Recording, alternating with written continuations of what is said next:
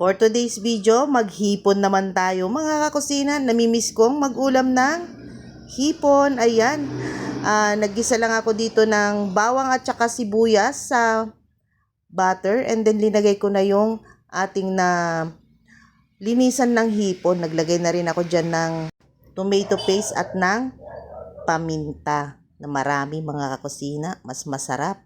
At syempre yung paprika powder at cayenne peppers. Linagyan ko rin siya ng oregano powder, ng onion chives, ng red chili flakes. Mas masarap ang hipon pag ramdam mo yung anghang, kaya medyo dinamihan ko mga kakusina. Ayan, at naglagay din ako ng lemon salt para kalamansi na lang ang ipipiga pag nakulangan sa asim. Ayan mga kakusina. At naglagay nga rin ako dito ng thyme, ng basil, at saka ng parsley. Ayan ang pinaghalo-halo kong mga herbs mga kusina. And then ayan, saka natin halu-haluin.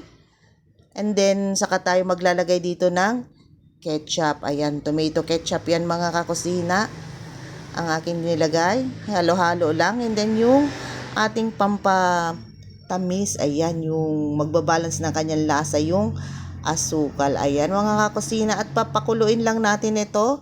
At hindi naman natin pwedeng i-overcook ang hipon dahil mahirap siyang balatan. Ayan, grabe ang amoy mga kakusina. Nakakagutom ang amoy nitong hipon na itong akin niluluto ngayon. Yung sauce pa lang nito ay ulam na.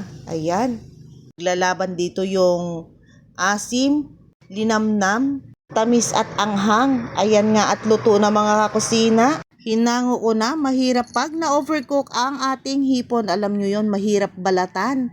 At magre-reklamo na naman ang aking mag-ama niyan dahil hindi ko nga binalatan yung hipon na linuto ko ngayon mga kakusina. Yung gustong-gusto nilang mag-ulam ng hipon kaso ayaw nilang magbalat. O diba, lugi ang inyong kakusina. Siya ang taga-balat ng hipon na ulam ng kanyang mag-ama. Madali ang pagluluto na kasi ng ulam kanina mga kakusina, kaya hindi ko na nabalatan ang hipon na aking niluto ngayon. Sa sobrang dami ng ginawa ni kakusina, hindi na malayan ang oras.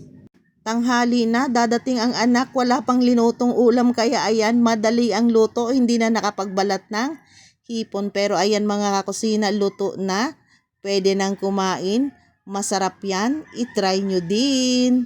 Ayan, naglagay nga pala ako dito ng onion leaves at ng kalamansi. Ayan mga kakusina, sa mga ready ng mananghalian dyan, tara po, sabay-sabay na po tayong kumain. Mas masarap kumain pag marami ang kasabay. Maraming salamat sa inyong lahat.